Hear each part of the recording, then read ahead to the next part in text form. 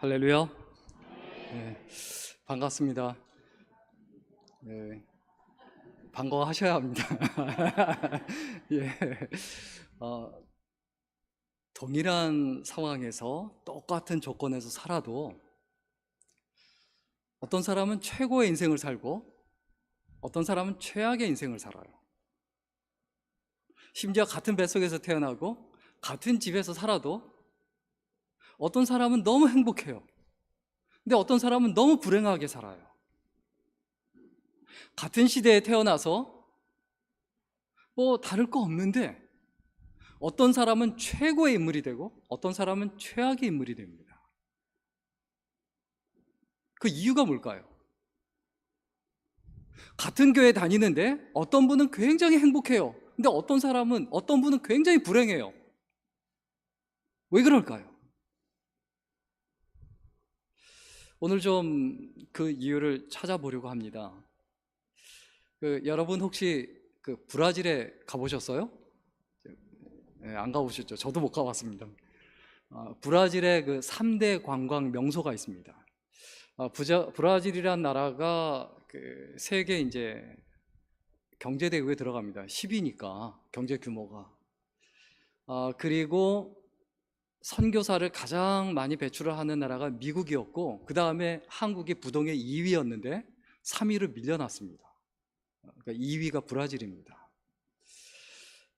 근데 이 브라질이 뭐 그렇게 뭐 대단한 거 없는데도 천혜의 어떤 자연 환경이 있죠. 자원이 많죠. 인구가 1억 7, 8천이나 되지만 그 사람들이 이제 잘 살 수 있는 구조지만 부패가 굉장히 심합니다. 그래서 치안이 상당히 안 좋고 낮이든 저녁이든 함부로 다닐 수 없는 그런 곳인데, 이 브라질의 경제 규모의 30%까지 차지하는 게 관광산업이라고 해요. 그 정도 영향을 미치는. 그래서 관광산업이 그렇게 중요한데, 이 브라질의 그 유명한 3대 관광 명소가 있습니다. 그게 뭔지 아세요? 좀 사진을 준비했는데 여기가 어디입니까? 네, 아마존강입니다. 자, 두 번째 어딜까요? 휘오 혹은 리오라고 하죠. 휘오가 맞습니다. 예수님이 이렇게 손 벌리고 있는 세계 3대 미항 중에 하나죠. 그 다음에 세 번째가 이과수 폭포입니다. 그래서 사람들이 이야기하기를 태고의 신비, 아무것도 훼손되지 않은 태초의 태고의 신비를 보려면 어디로 가라고 하냐면 아마존강으로 가라고 합니다. 그리고 이 찬란한 현대 문명의 요지경을 보려면 어디로 가라고 하냐? 바로 휘오로 가라고 합니다. 그리고 또 뭐라고 얘기하냐면 악마의 용솟음 치는 모습을 보려면 어디로 가야 되냐? 나야가라 폭포가 아니고 이과수 폭포로 가라고 해요. 이과수 폭포 가까이 가면 무섭답니다. 공포에 떨게 한답니다. 자, 그렇다면 최고의 인생을 살아가는 하나님의 일꾼들을 보려면 어디로 가야 합니까? 어디로 가야 됩니까? 어디로 가야 됩니까? 어디요? 어디로 가야 됩니까? 이렇게 말을 못 하세요. 동성교회로 가야죠. 우리가 좀 신앙생활 하면서요, 하나님 앞에 자신감이 있어야 돼요. 교회에 대한 당당함이 있어야 돼요. 여러분, 위축된다면 왜 위축됩니까? 꼭 서울에 있는 대형교회 큰 교회 다녀야 자랑스러운 겁니까? 뭐 서울에 있는 뭐 대학이나 아니면 뭐 미국에 있는 뭐 예일, 하버드 뭐 이런 대학 다녀야 뭐 당당하고 자신 있는 겁니까? 자, 다시 한번 여쭙겠습니다. 하나님께서 기뻐하시는 최고의 인생을 사는 가장 멋진 하나님의 일꾼들을 보려면 어디로 가라? 아멘. 오늘 동성교회라고 외치신 분들 하나님의 은혜와 축복이 넘치시기를 축원합니다. 지금 아멘 하신 분도 하나님의 은혜가 있으시길 축복합니다. 또 할 줄 알았죠. 여러분 꼭 기억하셔야 됩니다. 내가 왜 자신감 있고 당당해야 되는가? 그 이유, 내가 최고의 인생을 사는 비결이 뭔가? 그 이유, 그 이유를 오늘 꼭 찾아야 돼요. 이게 너무 중요하기 때문에 좀 제가 마음에 꼭 남기고 또 잊어버리시지 않도록 좀 말씀드리고 싶은데, 제가 오래전에 그 서울의 그 명동에 이렇게 지나가다가 길거리 좌판에서 이렇게 넥타이를 파는 분이 있더라고요. 그래서 넥타이를 보니까 굉장히 좋아요. 디자인이 좋고. 지금 생각해 보면 이제 좀 명품을 흉내낸 짝퉁인 것 같아요. 근데 가격이 10,000원인데 너무 좋은 거예요. 그래서 한 개도 아니고 2개를 샀습니다. 그래서 이제 뭐 이렇게 포장지도 없고 그래서 둘둘 말아갖고 주더라고요. 그래서 그래도 이게 너무 디자인이 좋고 예쁘니까 좋다 이러고 그러는데, 어떤 할아버지가 지나가다 이렇게 쳐다보더라고요. 그래서 그 할아버지한테, 할아버지 이거 넥타이 너무 좋아요, 이거 사세요. 그랬더니 그 할아버지가 저를 위아래로 이렇게 훑더니 이거 한 패거리 아니야 이러더라고요. 저를 바람잡이 취급하는 거예요. 막 화가 나는데, 그래도 그때는 좀 괜찮은데 집에 와서 가만히 생각하니까 화가 나고 짜증이 나더라고요. 근데 가만히 생각해 보니까 생전 처음 보고 앞으로 볼 일도 없는 그런 분이 나를 바람잡이 취급했는데도 화가 나는데, 그분한테, 그분한테 인정받지 못하는 것도 화가 나는데, 우리가 하나님께 인정받지 못한다면, 내가 화가 나고 짜증나고 스트레스 받아야 되는 부분이 있어요. 사람에게 인정받으려고 하지 말고 하나님께 인정받으려고 해야 돼요. 오늘 성경 본문에 사울이라는 사람이 나옵니다. 세상적으로는 최고의 인생을 살았어요. 남자로서 왕이 됐다, 대통령이 됐다, 최고의 인생이에요. 오늘 성경 본문에 보면 전쟁에서 진 적이 없었어요. 인생에서 한 번도 패배한 적이 없다가 마지막에 한 번 패배하고 자살하고 죽습니다. 세상적으로 볼 땐 최고였는지 모르겠지만 하나님께서 보시기에는 최악의 인생을 살았어요. 그러나 다윗은 어떻습니까? 인생에 실패나 부침이 많았어요. 생명을 연장하기 위해서, 살아남기 위해서 미친 척하고 침을 질질 흘리고 살았어야 됐어요.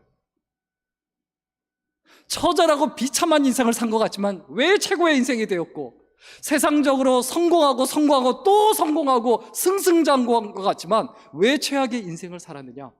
답은 딱 하나예요. 하나님께 인정받았느냐 못 받았느냐. 내 삶에 있어서, 내 인생에 있어서 명확하고 분명해야 합니다. 남편에게, 아내에게 인정받으려고 하기 전에, 사람에게 인정받으려고 하기 전에 하나님께 인정받으려고 해야 합니다. 하나님께서 어떤 분을 기뻐하실까요? 어떤 분을 인정해 주실까요? 어떤 분을 내 마음에 합한 사람이라고 인정하실까요? 돈이 많은 사람이요? 학력이 좋은 사람이요? 직업이 좋은 사람이요? 인물이 좋은 사람이요? 전혀 상관없습니다. 나이가 어떻게 됐든, 남자가 됐든 여자가 됐든 신분이 됐든 뭐가 됐든 아무 상관이 없어요. 하나님께서 어떤 사람을 인정하시느냐, 이것을 꼭 기억해야 되죠. 하나님께서 인정하시는 그 최고의 인생을 살아가는 사람의 특징이 있습니다. 먼저 인생의 목적이 하나님께 맞춰져 있습니다. 우리 오늘 성경 본문 47절과 48절 같이 읽겠습니다. 47절과 48절입니다. 우리 같이 읽습니다. 시작.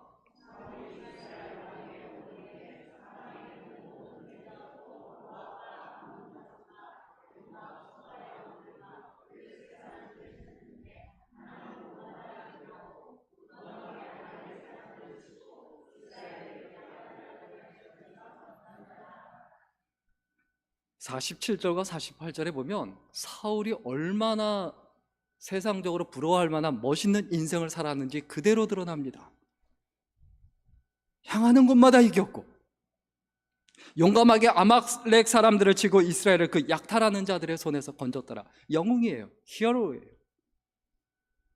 영화에만 나올 법한 사람이에요. 그런데 문제는 뭡니까? 사울의 인생의 목적이 뭡니까? 전쟁에서 이기는 거였어요. 하나님과 상관이 없었다는 거예요. 그런데 크리스천의 인생의 목적은 무엇이어야 합니까? 하나님께 인정받는 것이어야 돼요. 하나님 앞에 진실하게 신실하게 살아가는 것, 하나님께서 기뻐하시는 인생을 살아가는 것, 그 인생을 살아가야 되는데, 사울 왕은 하나님께서 왕으로 세워주셨음에도 불구하고 하나님과 상관없이 오직 모든 관심사가 하나님께 인정받는 거였어요. 나의 인생의 목적이 무엇인가? 부자가 되는 것? 돈 많이 버는 것? 그게 내 인생의 목적입니까? 인생의 목적이란 것은 무엇입니까? 우리가 가져야 될 꿈과 비전은 무엇입니까? 내가 죽어도 여한이 없다. 이게 되면 내가 죽어도 여한이 없다라고 하는 것, 그게 인생의 목적이어야 돼요. 돈 많이 벌면 죽어도 여한이 없으세요? 아니잖아요. 내가 죽어도 여한이 없다. 동성교회가 정말 부흥하고 성장해서 이 시대에 하나님께서 가장 기뻐하는 교회가 됐다. 그거면 나는 만족하다, 행복하다, 죽어도 여한이 없다. 이 정도는 돼야죠.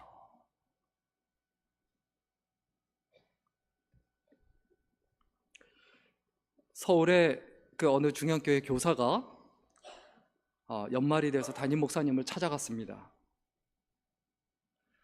담임 목사님 찾아가서 하는 말이, 목사님, 제가 올해 직장을 들어갔지 않습니까? 제가 청년부 회장 되고 교사도 하고 이렇게 하고 있는데 직장 생활 해보니까 너무 힘들고 바쁩니다. 그래서 제가 교사를 좀 내년에 내려놓을까 합니다. 연말만 되면 목사님이 두려움에 떱니다. 찾아오면 겁나요. 좋은 얘기하는 분 별로 없어요. 좀 그만뒀으면 좋겠다, 안 했으면 좋겠다, 하겠다 이런 분 별로 없고. 근데 그때 그 목사님이 이 얘기 하시는 거예요. 어렵고 힘들다고 제일 먼저 내려놓는 것이 주의 일이냐? 네 인생의 목적이 뭐냐?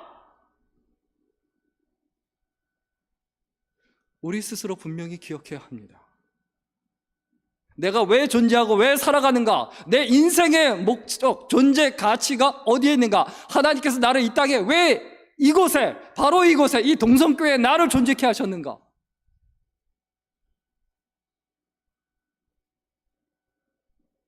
살다 보면요, 내 뜻대로 되는 게 없어요.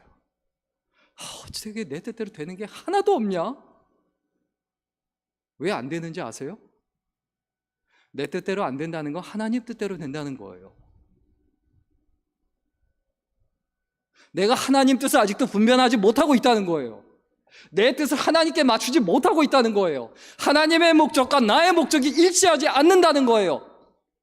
하나님께서 다윗을 향해서 그는 내 마음에 합한 사람이라 라고 말하는 게 뭡니까? 인생의 목적이 분명히 하나님께 있었다는 거예요. 실패할 수 있어요. 패배할 수도 있어요. 사고 칠 수도 있어요. 문제를 일으킬 수도 있어요. 그러나 여기 계신 모든 분들 중에 다윗보다 더 큰 사고 치고 말썽 핀 분은 없어요. 그렇죠? 다윗처럼 살인죄, 간음죄까지 접어온 적 있으세요? 다윗처럼 되고 싶다고 그렇게 하시면 큰일 납니다. 좋은데 별로 안 웃으시네요. 우리가 마음속에 분명히 기억해야 합니다. 하나님께서는 우리에게 반드시 가장 좋은 것을 주십니다. 그것을 언제 누릴 수 있습니까? 내 인생의 목적을 하나님께 맞출 때예요.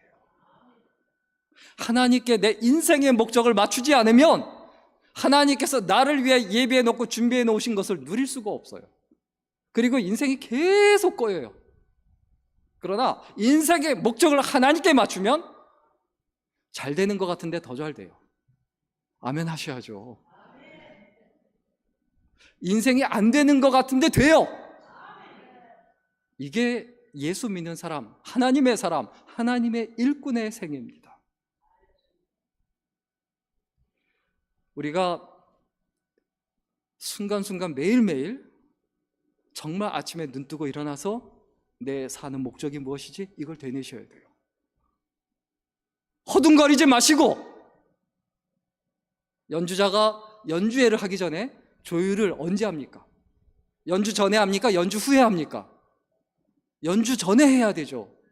연주 전에 조율을 해야 되죠. 마찬가지입니다. 하루를 시작하기 전에 나의 모든 것, 포커스, 초점을 하나님께 맞춰야 합니다. 하나님께 인생의 초점을 맞추고 믿음으로 하루하루 매일매일 순간순간 살아내시기를 주의 이름으로 간절히 축원합니다. 그리고 이 사울 왕이 왜 최악의 인생을 살았느냐? 우리 49절부터 51절입니다. 우리 49절부터 51절 우리 같이 읽을까요? 같이 읽습니다. 시작.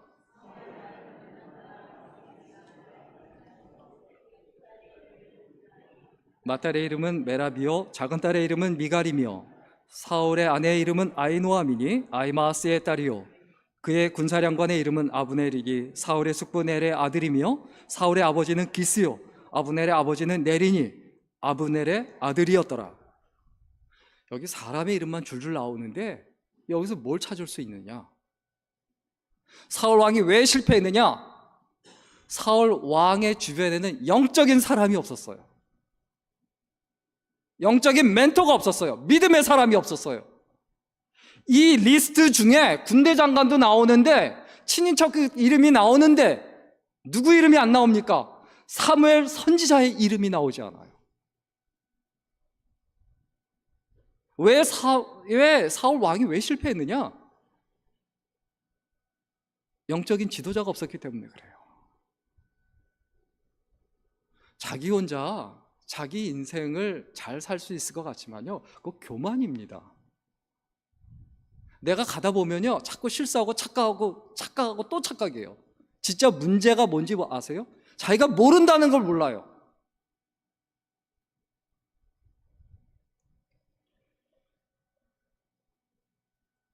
우리의 인생이 최고가 되려면 교육하는 일에 최고가 돼야 합니다. 가르치는 일에 최고가 돼야 되고 배우는 일에 최고가 돼야 돼요. 주일학교에 투자하셔야 돼요. 그거 아끼시면 안 됩니다. 그걸 위해서 교회가 존재하는 거예요. 그게 안 되면요, 교회에 희망이 없는 겁니다. 동성교회가 앞으로 어떤 교회가 되길 원하십니까? 여러분 기도하셔야 돼요. 아무리 학령 인구가 줄어들었다 할지라도 그럼에도 불구하고 그런 가운데서도 어린아이들이 차고 넘치는 교회, 청소년부가 차고 넘치고 청년들이 차고 넘치는 교회, 그런 교회가 되려면 어떻게 해야 됩니까? 쏟아부어야 돼요. 어떻게 심지 않는 데서 거둡니까? 사울 왕의 인생이 망한 이유, 최악의 인생이 된 이유가 뭡니까? 전쟁하는 데만 급급했기 때문에 영적인 교육, 신앙생활, 가르치는 것, 여기에 전혀 관심이 없었어요. 세 가지 수준의 삶이 있을 수 있습니다. 하나는 사울 왕처럼 늘 변명하는 삶이에요. 이래서 못했다, 저래서 못했다, 당신 때문이다. 왜 자꾸 핑계 대십니까? 내가 신앙생활 잘하지 못하는 것, 그 능력이 안 돼서 그렇습니까? 신앙생활에 능력이 안 돼서 못하는 게 아니에요. 내가 게으른 거고 관심이 다른 데 있는 거예요. 그거보다 조금 나은 삶이 누구의 삶입니까? 솔로몬의 삶이죠. 내가 살아보니까 헛되고 헛되다, 모든 것이 헛되다. 결국 솔로몬의 삶이 어땠습니까? 처음엔 멋있는 것 같고 화려한 것 같지만 첩이 600명, 자녀를 얼마나 낳았겠습니까? 자기 자녀를 못 알아봤을 거예요. 지나가다가 아마 옷을 같은 거 입히지 않았을까요? 자기 왕자들, 자기 후손들을. 지나가다 너도 내 자식이냐? 이랬을 거 아닙니까? 그게 멋있습니까? 살아보면요, 부부간에 한 사람하고 살기도 그렇게 힘듭니다. 쉽지 않습니다. 우리가 살아가는 인생에서요, 내가 어떻게 살아가야 하는가, 솔로몬처럼 좋은 얘기하고 멋있는 얘기하고, 다 같이 따라합니다. 다 같이 따라하겠습니다. 옳은 말을 하는 것과 옳은 사람이 되는 것은 다른 것이다. 여러분, 교회에서 옳은 말 한다고 해서 자기가 옳은 사람이냐 착각하시면 안 됩니다. 그건 그냥 비판하는 거예요. 옳은 말을 하는 거예요. 근데 착각이요. 내가 옳은 말을 하니까 내가 옳은 사람이다. 옳은 말은 임금님기는 당나귀기 하고 소리 지르는 것하고 똑같은 거예요. 그게 무슨 소용이 있습니까? 내가 옳은 사람이 돼야 되죠. 행동해야죠. 움직여야 되죠. 옳은 말을 하기 전에 내가 옳은 사람인지, 내가 옳게 바르게 살아가는지, 다른 사람이 어떻게 살아가는지 말하기 전에 내가 어떤 사람인지 주제 파악을 먼저 해야 되죠. 이제 국어 못하는 분이 이제 주제 파악이 안 되죠. 그걸 요즘 말로 뭐라고 얘기하냐면 메타인지라고 합니다. 메타인지가 뭐냐면 내가 아는 것이 어떤 건지, 내가 할 수 있는 것이 어떤 건지를 아는 것, 이걸 메타인지라고 해요. 공부 잘하는 친구들의 특징이에요. 자기가 뭘 모르는지 알아요. 신앙생활도 똑같아요. 나의 부족함과 나의 연약함을 알아요. 그리고 내가 잘할 수 있는 것이 무엇인지 알아요. 그래서 내가 잘할 수 있는 것으로 최선을 다해서 충성해요. 교회에서 찬양팀이 필요합니다. 근데 찬양팀 하실 분 자원해 주십시오라고 하는데 세상 음치예요. 음을 그렇게 못 맞춰요. 어떻게 맞는 음마다 다 피해가요. 어떻게 하다가 실수로 하나로 맞는 게 아니라 다 피해가요. 로또 같아요. 그렇게 안 맞아. 아무도 안 웃으시는데. 근데 내가 찬양팀 싱어 하겠습니다 하고 자원을 해요. 어떻게 될까요? 어떻게 될까요? 모든 사람을 괴롭게 하는 거예요. 그리고 자기 소리 안 들린다고 계속 마이크 볼륨 올려달라고 하고. 내가 뭘 잘하는지 뭘 못하는지 알아야 돼요. 내가 하나님 앞에 쓰임 받아야 되는데 나의 탤런트와 나의 재능이 무엇인가? 어떤 분은 가르치는 것으로, 어떤 분은 섬기는 것으로, 어떤 분은 돈 버는 것으로, 어떤 분은 축복해 주는 것으로, 어떤 분은 식당에서 주방에서 봉사하는 것으로, 음식 못하는 분, 어떤 분들은 설거지하는 것으로, 너무 다 달라요.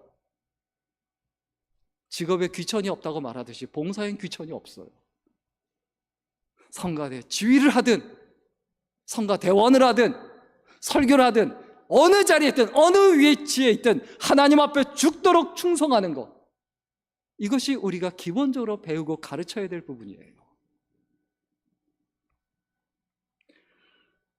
우리가 추구해야 될 삶은 이런 삶이 아닙니다. 변명하거나 조언하는 삶이 아니에요. 우리가 추구해야 될 삶은 사도 바울처럼 주장하는 삶이에요. 우리 이 부분은 좀 같이 읽었으면 좋겠습니다. 갈라디아서 4장 12절 말씀 같이 읽겠습니다. 시작. 형제들아, 내가 너희와 같이 되었은즉 너희도 나와 같이 되기를 구하노라. 너희가 내게 해롭게 하지 아니하였느니라. 너희도 뭐와 같이 되기를 간구한다? 나와 같이 되기를 간구한다. 사도행전 26장 29절 같이 읽겠습니다. 시작. 바울이 가로되 말이 적으나 많으나 나는 당신뿐 아니라 오늘 내 말을 듣는 모든 사람도 다 이렇게 결박한 것 외에는 나와 같이 되기를 하나님께 원하노이다 하니라. 하나님께 기도하는데 사도 바울이 뭐라고 말합니까? 너희들이 나와 같이 되기를 원합니다. 내가 그렇게 기도합니다. 자녀들에게 너 나처럼 신앙생활하라, 나처럼 직장생활해라, 사회생활해라, 교회생활해라, 이 정도 말할 수 있어야 되죠. 이 정도 자신감 있어야죠. 어떻게 하실 수 있으세요?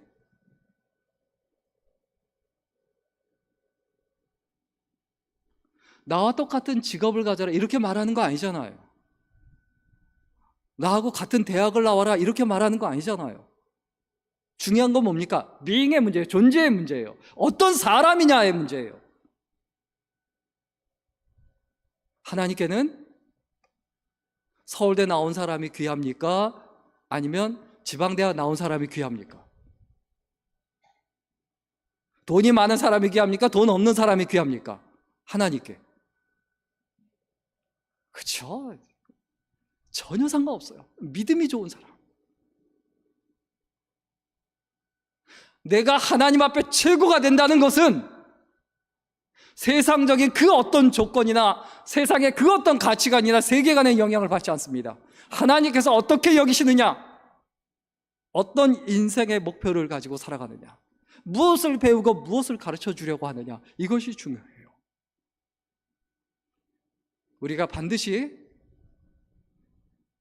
다른 사람들에게, 우리 믿음의 자녀들에게, 후손들에게 보여줘야 될 게 있어요. 가르쳐 줘야 될 게 있어요. 그게 뭘까요? 사람은요, 들은 대로 행하지 않고 본 대로 행합니다. 가르치려고 할 때 말할 필요 없어요. 보여줘야 돼요. 교육은 말로 가르치는 게 아니에요. 보여주는 거예요. 뭘 보여줘야 되냐?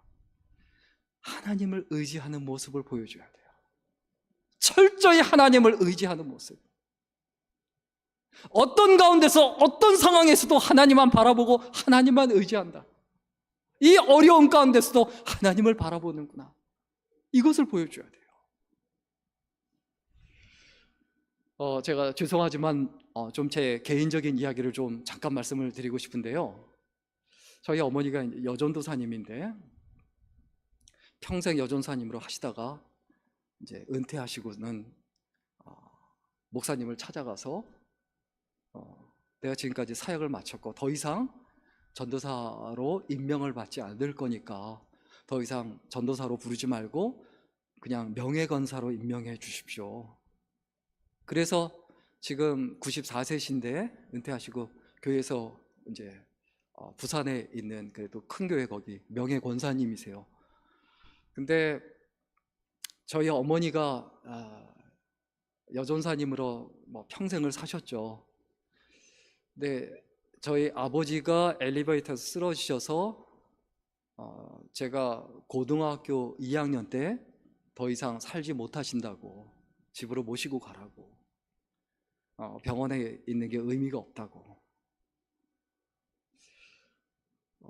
제가 이제 장남이고 저하고 나이 차이가 많이 나는 동생 둘이 있는데 제가 고등학교 2학년 때 이제 그 상황이 되니까 고등학교 2학년에서 고등학교 3학년 올라가는데 저희 어머니가 그 상황에서 어떻게 하셨느냐?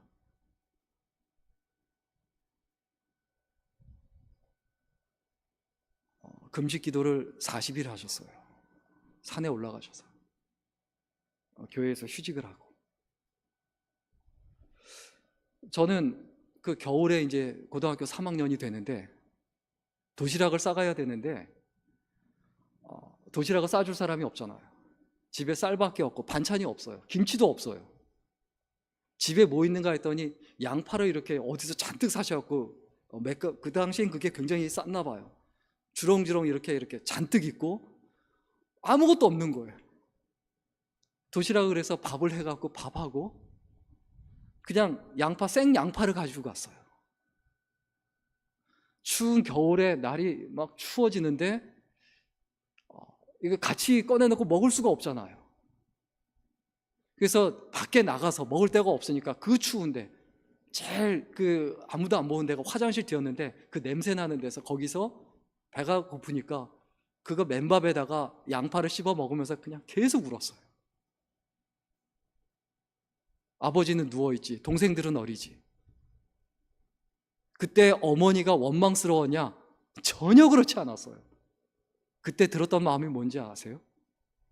인생의 답이 없고 답답하고 정말 어떻게 할 수 없을 때 하나님께 사생결단하고 죽어라고 매달리는 거구나. 그게 신앙이구나. 그게 믿음이구나. 그거 배웠어요. 그게 믿음의 유산이에요. 그게 신앙의 유산이에요. 어머니께 그거 하나 배운 거죠. 무엇을 보여주시겠습니까? 무엇을 가르쳐 주시겠습니까? 내가 어렵다, 힘들다, 답답하다, 스트레스 받는다, 기도하세요. 무릎 꿇으세요. 하나님께 매달리세요. 자녀들이 다 봅니다. 보고 배웁니다.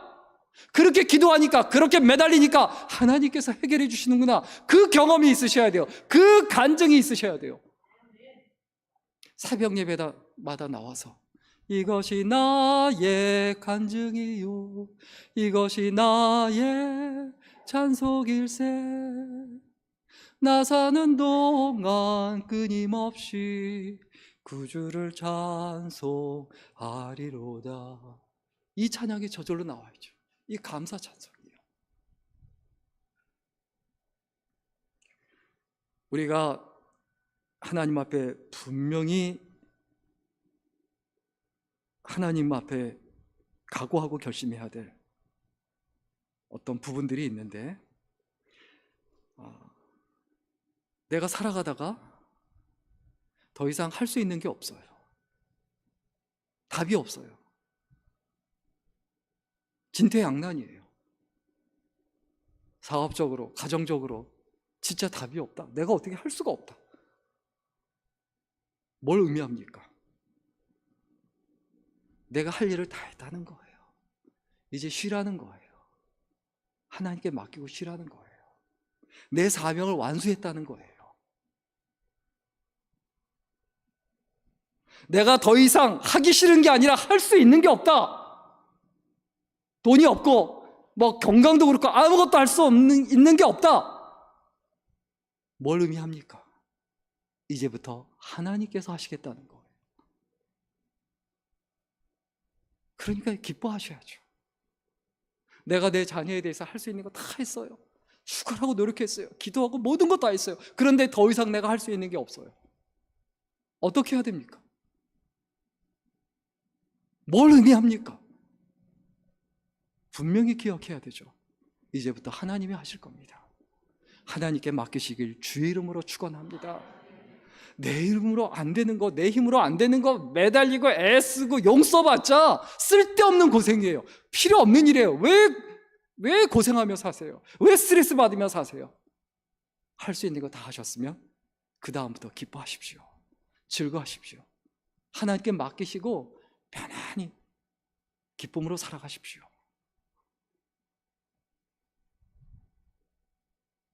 우리가 하나님 앞에 우리가 또 보여줘야 되는 게 있습니다. 우리 자녀들에게, 또 2세들에게, 다음 세대들에게 보여줘야 되는 것. 통회하고 자복하는 모습을 보여줘야 돼요. 다윗이 잘했던 게 뭡니까? 뭐 똑똑했다? 골리앗을 넘어뜨렸다? 하나님께서 그거 기뻐하신 거 아니에요. 그거 어차피 하나님께서 하신 거잖아요. 하나님께서 하시는 거 말고요. 기적을 일으켰다. 그거 하나님이 하신 거지 내가 한 게 아니잖아요. 내가 보여줘야 되고 내가 해야 되는 게 뭡니까? 통회하고 자복하는 거예요. 다윗이 뭘 잘했습니까? 그 부분을 잘한 거예요. 하나님, 내가 죄인입니다. 베드로가 뭘 잘했습니까? 그거 잘한 거예요. 내가 죄인입니다. 나를 떠나소서. 바세바하고 다윗이 이제 아들을 낳았는데 그 아들이 아픕니다. 죽게 생겼습니다. 식음을 전폐하고 온 침상을 다 적시며 눈물로 기도했습니다. 그런데 그 아이가 죽고 나니까 깨끗이 털고 일어나서 일상으로 돌아갑니다. 왜 일상으로 그렇게 가볍게 털고 돌아가시냐 했더니 하나님의 뜻을 내가 받아들여야 되지 않냐. 내 죄로 인해서, 내 죄의 대가로 인해서 아들이 죽는 거 하나님 뜻인데 내가 받아들여야 되지 않냐. 맞을 일 했으면 맞고 끝내는 게 맞다. 욕먹을 일 했으면 욕먹고 끝내는 게 맞다.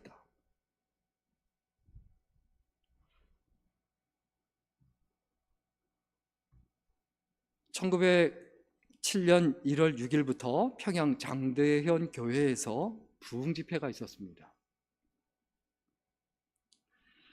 매일 참석 인원이 일어나다가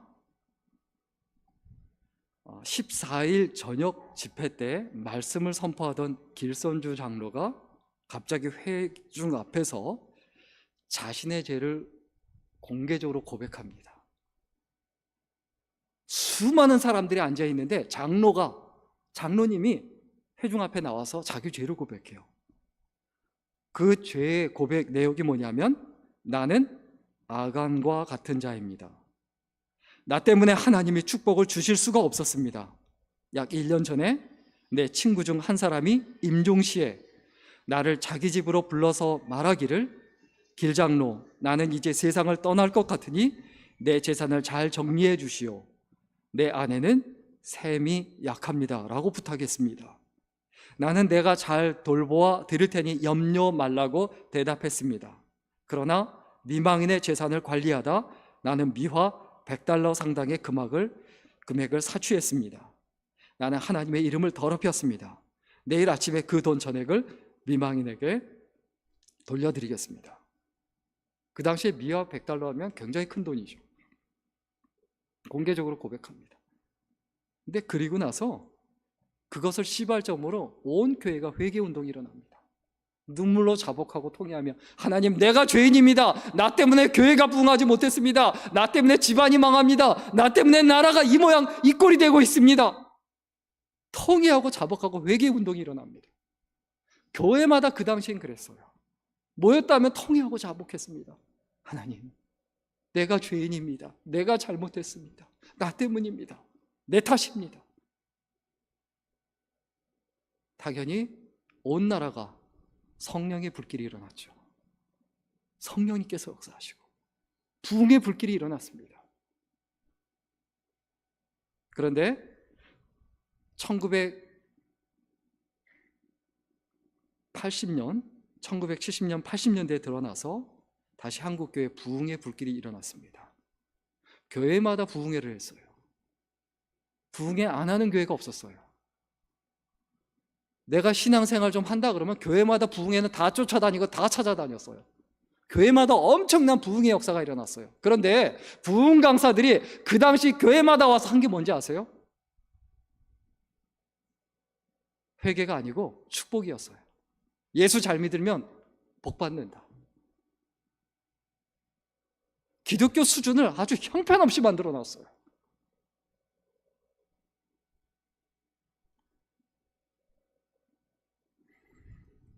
(1907년) 평양 대부흥운동의 주요 화두는 회개였습니다. 그런데 1980년대, 90년대까지 주요 화두는 축복이었습니다. 결국 어떤 일이 벌어집니까? 예수 믿는 사람이 나라를 망쳐놓고 있습니다. 하나님 나라를 이루긴커녕 젊은 사람들이 헬조선이라고 말하고, 이 땅에는 소망이 없다고 하고, 부동의 자살률 1위, 출생률 최악 1위, 이런 어떤 불명예스러운 기록들이 끊임없이 나오고 있어요. 왜 그렇습니까? 내가 왜 신앙생활 합니까? 거룩을 위해서 해야 되지 않습니까? 하나님 앞에 신실하고 진실하고 거룩한 거. 내가 얼만큼 하나님 앞에 신실하고 진실한가, 이것이 중요한데, 다른 사람이 잘하는가 못하는가 감시하고 저 사람 때문이라고 하고, 내 자신이 하나님 앞에 감당해야 될 사명은 전혀 생각하지 못하고 잊어버리기 때문 아닙니까? 따라서 우리가 우리 2세들에게, 다음 세대들에게 믿음의 본을 보여줘야 될 게 있어요. 그게 뭡니까? 올바른 방향으로 나아가는 모습이에요.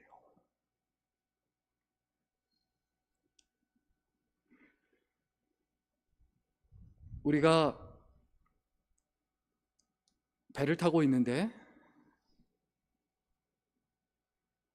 배가 암초를 향해 나아가고 있습니다. 그럼 어떻게 해야 됩니까? 어떻게 해야 됩니까? 암초에 부딪혀서 미래를 예배한다고, 암초에 부딪혀서 깨지면 물이 들어올 것이다. 그럼 물을 퍼내야 된다. 그래서 양동이 준비하고 물걸레 준비하고 퍼낼 준비해야 됩니까? 그게 한국교회예요.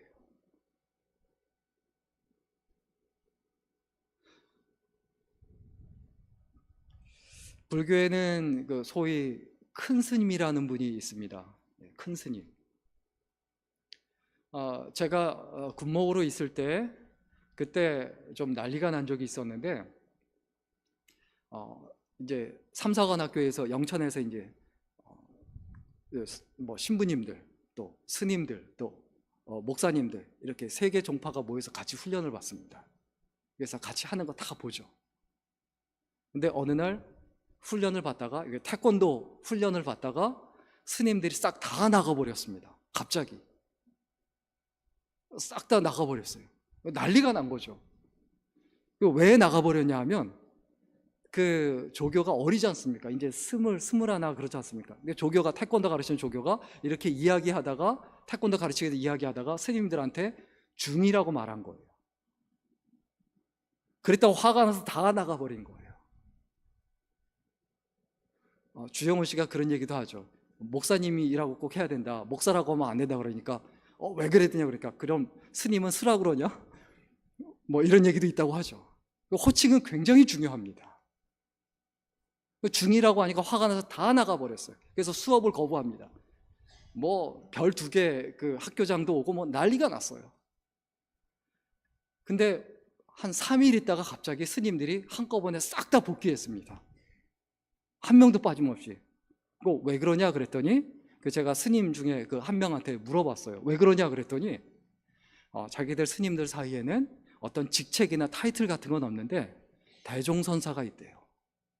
그걸 이제 큰 스님이라고 얘기하죠. 큰 스님이. 그래서 그 스님이 하자고 하면 하고, 하지 말자고 하면 무조건 안 한대요. 어른이 있다는 거예요. 한국교회 뭐가 문제입니까? 정치계, 종교계 어디에도 어른이 없어요. 교회도 어른이 있어야 됩니다. 누가 어른 역할을 할 것인가? 어떤 분이 어른 역할을 할 수 있는가? 어른 역할을 하는 분 보세요. 한경진 목사님.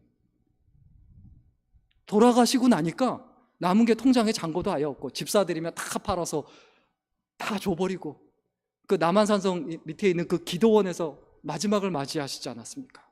거기 가보면 방 한 칸에다가 성경책 하나, 쓰던 그 안경 하나, 그냥 평생 하나 입고 다니시던 그 양복 하나, 그거 외에는 아무것도 없죠.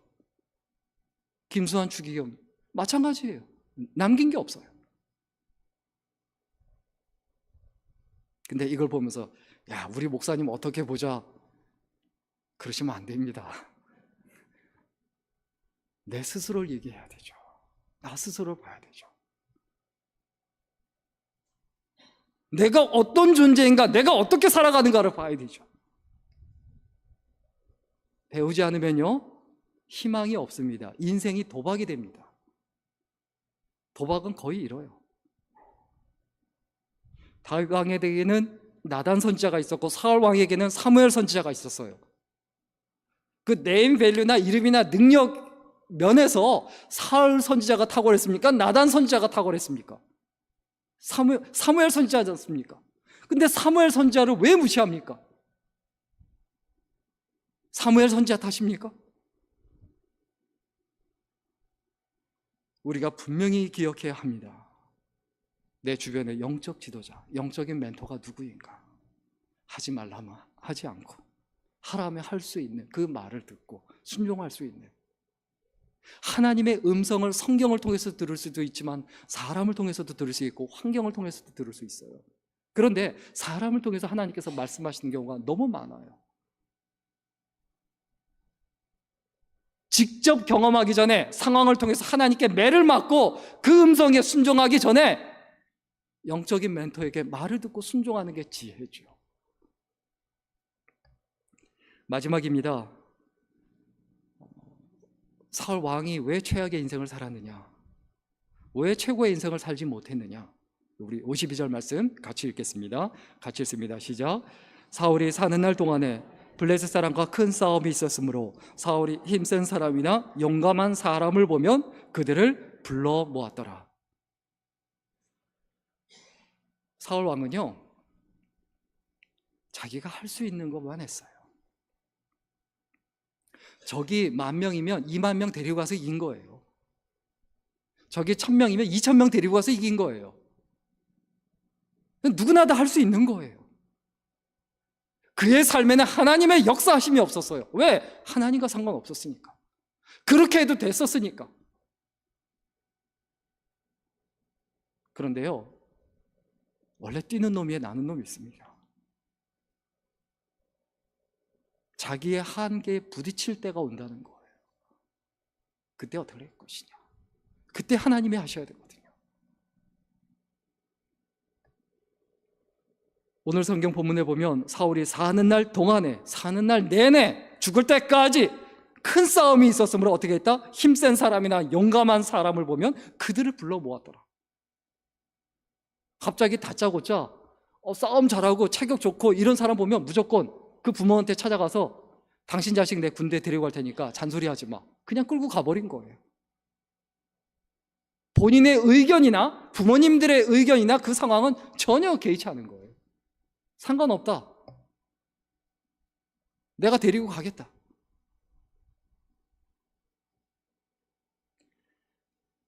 우리의 인생에서 꼭 기억해야 합니다. 하나님의 능력이 나의 능력이 돼야 돼요. 근데 우리의 인생이 반대일 경우가 많아요. 내 능력이 하나님 능력이 되게 만들어요. 내 교만함 때문에, 내 오만함 때문에, 내 무지함 때문에, 내가 순종하지 않기 때문에. 하나님의 능력이 나의 능력이 되려면 하나님 앞에 순종하는 사람이 되어야 돼요. 제가 어렸을 때 저희 집에, 그러니까 제가 초등학교 때 저희 집에 그 묘기대행진에 나온 세파트가 있었습니다. 이 세파트가 말을 기가 막히게 잘 들어요. 근데 이 세파트가 묘기대행진에 나올 정도니까. 그래서 저는 학교 끝나고 집에 가서 얘를 데리고 하루에 한 번씩 산책을 시켰거든요. 그러니까 아버지가 저한테 준 어쨌든 사명 같은 거였어요. 근데 이게 너무 즐거웠어요. 이 세파트를 데리고 가면 동네 애들이 다 쫓아와요. 그래서 동네는 다 똥개인데, 돌아다니는 게 다 똥개인데 저희 집 개는, 세파트는 묘기대행진에 나왔다는 이 개라는 이유로 그냥 소문이 쫙 나서 데리고 나가면 동네 애들이 다 따라옵니다. 그러면 아이들이 막 이것저것 시켜보라고 해요.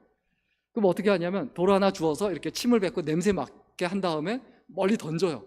그럼 찾아갖고 물어갖고 와요. 같이 달려가다가 자전거 뛰어넘으면 뛰어넘어요. 앉아 일어서 손줘 이런 건 기본이고요. 그런데 다른 개들도 그거 다 할 수 있어요. 왜 그 개가 왜 A급입니까? 왜 최고입니까? 주인의 말을 듣고 음성을 듣고 이해하고 순종했기 때문이에요. 우리들도 마찬가지입니다. 하나님 앞에 내가 어떤 존재로 내가 분류가 되느냐, 순종하느냐 안 하느냐, 이걸로 A급이냐 B급이냐 C급이냐 등급이 나눠지는 거예요. 그 세파트가 나이가 들어서 어느 날 학교 갔다가 오니까 제가 오면 항상 달려들고 난리 났거든요. 막 꼬리치고. 근데 오늘 학교 갔다 보니까 눈을 감고 일어나지도 못해요. 그래서 너무 마음이 아파서 옆에 가니까 아무것도 못하는데 꼬리를 힘없이 살랑살랑 흔들더라고요. 그거 보면서 눈물이 울컥 나더라고요. 야, 내가 왔다고, 그 와중에서도 내가 왔다고 안다고 반가워하는구나. 근데 아직도 그걸 잊어버리지 못해요. 그게 마지막 날이었어요. 하나님께서 무엇을 기뻐하실까요? 내가 가진 게 20이면 20 다 해서 드리면 하나님은 100으로 계산해서 받으세요. 과부의 2랩돈 적다 할지라도 그거 다 해서 드리면 그거 100으로 계산해서 받으세요. 내가 얼만큼 가지고 있느냐가 중요한 게 아니에요. 내가 얼만큼 하나님 앞에 최선을 다하느냐, 모든 것을 다하느냐, 이게 중요한 거예요.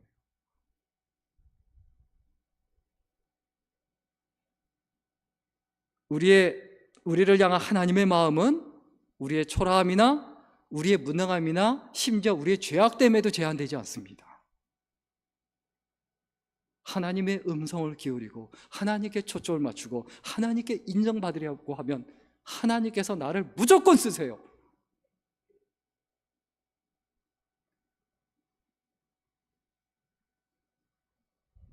사무엘상 15장 22절 23절 좀 읽겠습니다. 우리 같이 읽습니다. 시작.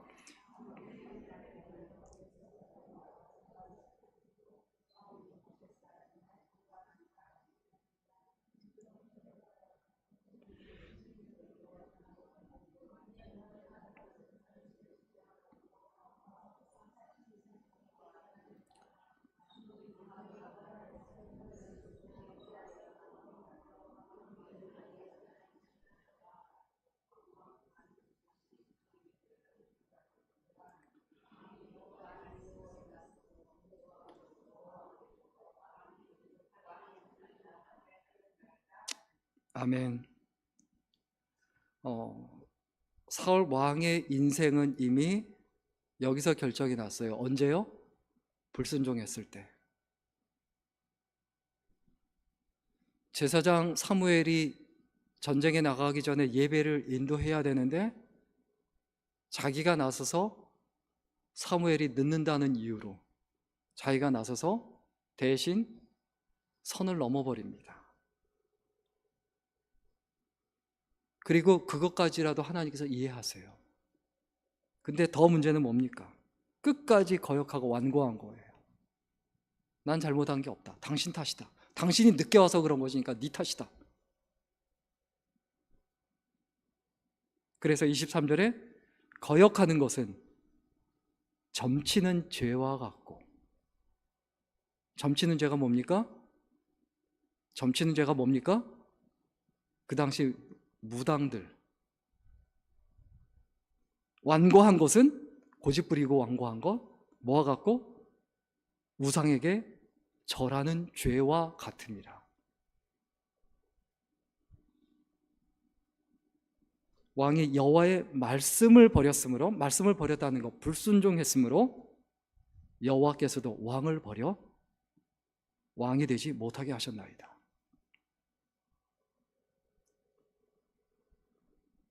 근데 계속 왕으로서 역할을 하고 있죠. 계속 전쟁에서 이기고 있죠. 뭘 의미합니까? 하나님이 기다리신 거예요. 끝까지 완고한 거예요. 하나님 살아계시지 않네? 잘 되네? 그게 아니에요. 기회를 주시는 거예요. 기다리시는 거예요. 참으시는 거예요. 끝까지 고집 부리는 거예요. 얼마나 오만하고 완악합니까? 이스라엘 백성이 모세에게 대들고, 또 모세에게 대든 것은 하나님의 대리자 역할을 하는 모세에게 대들자 불뱀이 나와서 물고 그래서 죽어가기 시작했죠. 난리가 났죠. 그때 모세가 또 기도합니다. 하나님, 이거 살려주십시오. 하나님께서 어떻게 하십니까? 놋뱀을 가운데 놋뱀을 세워놓고 그걸 쳐다보게 해라. 근데 쳐다보면 살잖아요. 안 쳐다본다니까요? 정말 완악하죠. 근데 여러분 같으면 쳐다보시겠습니까? 안 쳐다보시겠습니까? 쳐다볼 것 같죠? 여러분도 안 쳐다봅니다. 왜 그런지 아세요? 거기 200만 명이에요. 그 가운데 놋뱀 하나 그 막대기에 매달아서 세워놔 보세요. 보입니까? 안 보입니까? 안 보여요. 그 말을 직접 듣는 게 아니야. 마이크가 있고 이렇게 인터넷이 돼서 다 전달이 되는 게 아니에요. TV를 보면서 다 그걸 전달이 되는 게 아니에요. 그냥 말로 옮겨서 그걸 쳐다봐라. 그럼 뭘 쳐다보란 거야? 아무것도 안 보이는데 그냥 저기를 향해 봐라. 그게 보인다 생각하고 보라는 거예요. 안 보는 거예요. 그게 인간의 오만함이고 완악함이에요. 순종이란 것은 어떻게 보면 그렇게 쉬운 건데 인간의 오만함과 완악함이 순종하지 못하게 만듭니다.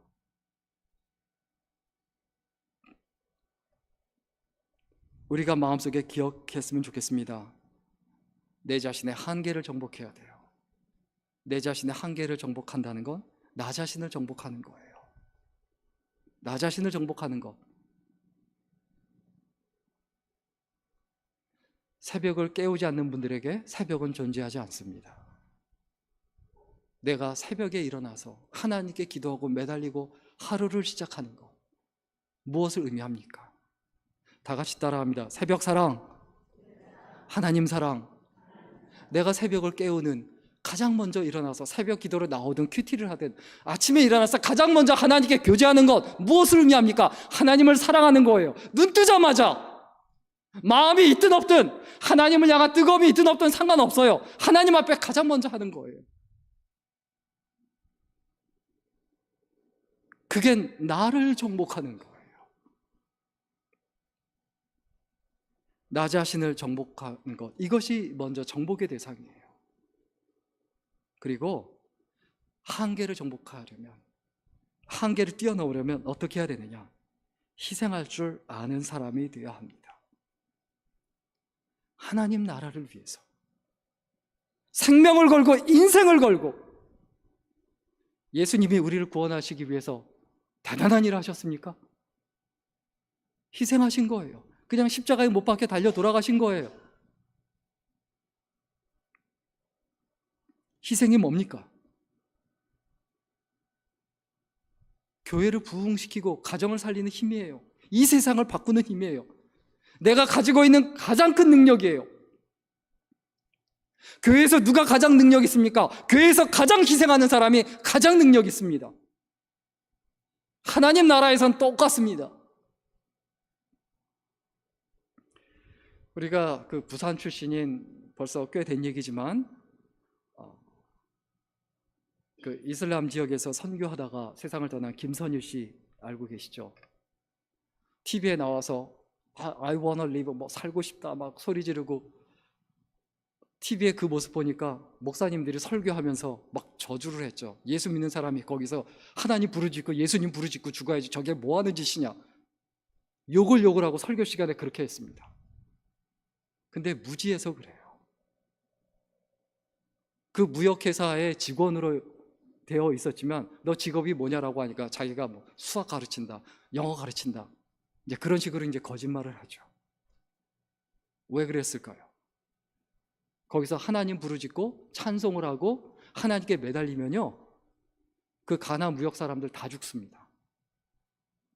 선교 못하게 돼 있거든요. 그 감옥에 갇혀서 그 두려움 가운데 두려워 떨면서 얼마나 찬송을 부르고 싶고 얼마나 기도하고 얼마나 하나님께 부르짖고 싶었겠습니까? 그것조차도 못하는 환경, 그 가운데서 죽어간 사람이에요. 근데 그 사람을 향해서 선교지 나가보지도 않고 욕을 하고 하나님 부르짖지 않는다. 정말 세상 물정 모르고 정말 세상 모르는 사람이죠. 요즘에 목회자들에게 욕하는 분들 많습니다. 목사가 엄청나게 뭐 호의호식하고. 대형교회 극소수, 진짜 극소수 중에 그런 분들이 있는지 모르겠지만 대부분 평균 이하의 삶을 다 살아요. 자녀 교육도 제대로 못해요. 옛날엔 목사님 하면 존경해서 어디 식사라도 이렇게 다 목사님이 밥값 내주지 않겠죠. 요즘 시대가 바뀌었어요. 무조건 만나자고 한 사람이 내야 돼요. 만나자고 한 사람이 내지 않으면 욕먹습니다. 그럼 목사가 전도하려면 어떻게 됩니까? 어떻게 해야 됩니까? 가만히 있어야 됩니까? 만나야 되지 않습니까? 찾아가야 되지 않습니까? 근데 옛날에는요, 그래도 성도님들이 밥값을 냈어요. 근데 요즘은 욕먹습니다. 그럼 목사가 어떻게 해야 됩니까? 여러분, 전도하고 선교를 하는 것이요, 물론 목사님도 주머니 털어서 밥값 내고 찾아다니고 해야죠. 그러나 모든 것이 기본이지 않습니까? 쌀독에서 인신난다고. 교회가 재정적으로 요즘 너무 어렵습니다. 우리 교단 신학교 그 총신이 지금 굉장히 어렵습니다. 평가를 받는데 A등급을 받지 못하고 취업을 안 하니까 4대 보험 되질 않잖아요. 그러니까 B등급을 받았습니다. 다른데 수치가 굉장히 높은데도 불구하고 취업률이 낮다는 이유로 4대 보험 안 되는 그런 어떤 상태라고 해서 A등급을 못 받고 B등급을 받았습니다. B등급 받으니까 되는 게 뭐냐, 7% 정원의 7%를 줄여야 되고, 그리고 국가장학금이 안 나갑니다. 그러니까 학교 재정이 어려워지니까 교내 장학금이 20%가 줄었어요. 그래서 총장님이 그냥 곳곳에 다니면서 좀 어떻게 좀 신학과나 이렇게 신대원생들 좀 장학금 주게 해주십시오. 거의 안 도와주는 거예요.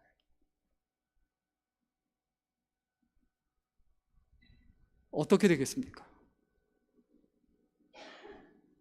우리 교단에 사역자가 없어요. 교역자가 없어요. 지방신학교 다 죽고. 신학교도 미달이에요. 목사들이 없어요. 미국에도요, 목회자가 없어요. 목회자가.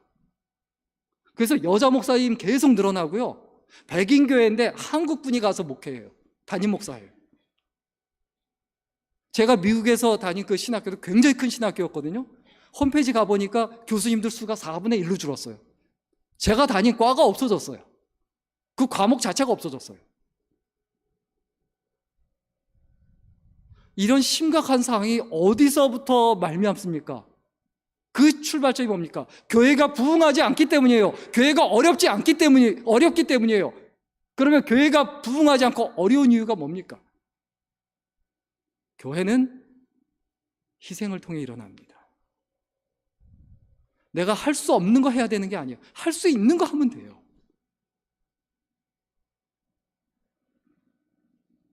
우리가 무엇을 위해서 희생하는가?